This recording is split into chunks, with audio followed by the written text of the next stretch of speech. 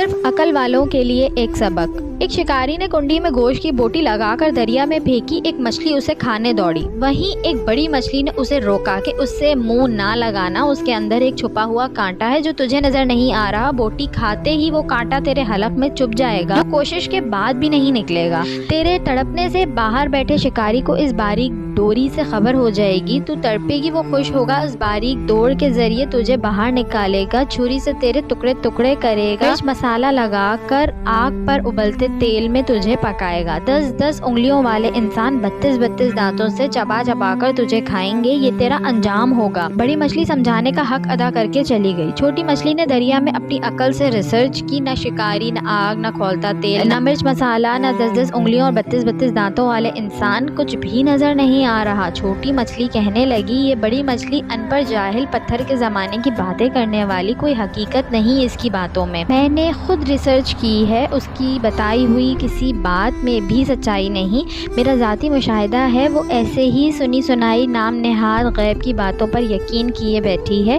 اس modern سائنسی دور میں بھی پرانے فرسودہ نظریات لیے ہوئے ہے، چنانچہ اس نے اپنی ذاتی مشاہدے کی بنیاد پر بوٹی کو منہ میں ڈالا، کانٹا چبھا، مچھلی تڑپی، شکاری نے ڈور کھینچ کر باہر نکالا، آگے بڑی مچھلی کے بتائے ہوئے سارے حالات سامنے آ گئے۔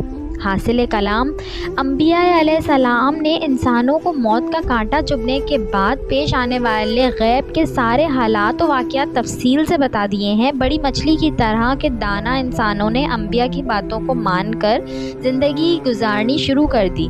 چھوٹی مچھلی والے نظریات رکھنے والے انبیاء کا راستہ چھوڑ کر اپنی ظاہری ریسرچ کے راستے پر چل پڑے، لیکن موت کا کانٹا چبھنے کے بعد سارے حالات سامنے آ جائیں گے۔ مچھلی پانی سے نکلی، واپس نہ گئی، انسان دنیا سے جائے گا، واپس نہیں آئے گا، بس یہی وقت ہے اگر سمجھ گئے تو۔